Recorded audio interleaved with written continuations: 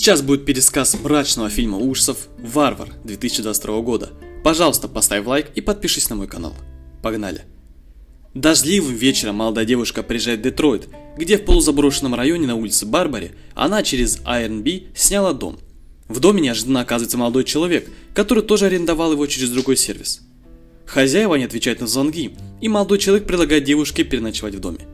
За бутылкой вина они выясняют, что Тесс приехал на собеседование и хочет снимать документальное кино о художественных группах города.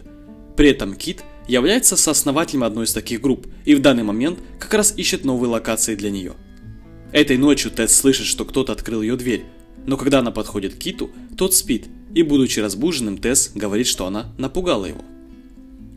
На утро Тесс успешно проходит собеседование и возвращается в дом. В поисках сортирки она заходит в подвал, и дверь за ней захлопывается. В подвале она находит потайную дверь, за которой темный коридор и небольшая комнатка с видеокамерой, кроватью, ведром и кровавый отпечаток на стене. После, когда приходит Кит и открывает дверь в подвал, Тесс предполагает срочно уехать из этого дома, поскольку она смертельно напугана видом комнаты. Кит просит обождать всего минутку, чтобы он сам посмотрел подвал. Он уходит и исчезает. После Тесс идет за ним и после коридора в подвале обнаруживает спуск по лестнице вниз в подземелье. Оттуда слышатся крики Кита о помощи. Тесс долго идет по темной лестнице и встречает напуганного Кита, который говорит, что здесь есть кто-то еще.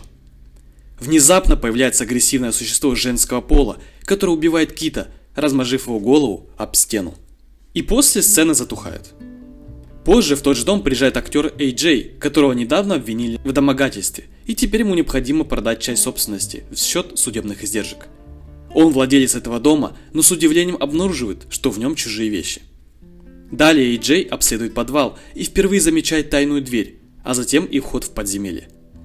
На него нападает также это же существо, бросающее его в яму с решеткой, где уже находится Тесс. Она знаками показывает Эй-Джею, что надо слушаться это существо, которое зовут Мать, и которая пытается сквозь решетку поить их из бутылочки. Эй-Джей сопротивляется, и Мать уносит его в комнату, где постоянно включен видеомагнитофон, проигрывающий рекламу грудного вскармливания. Пока эта Мать пытается кормить грудью Эй-Джея, Тесс удается выбежать из дома. Она добирается до полиции, но та реагирует безучастно, считая рассказ Тесс каким-то бредом. После Тесс решает уехать, но когда она заводит машину, Мать выбегает наружу, и Тесс сбивает ее, врезаясь в дом. Считая ее умершей, Тесс возвращается в подземелье за Эй-Джеем.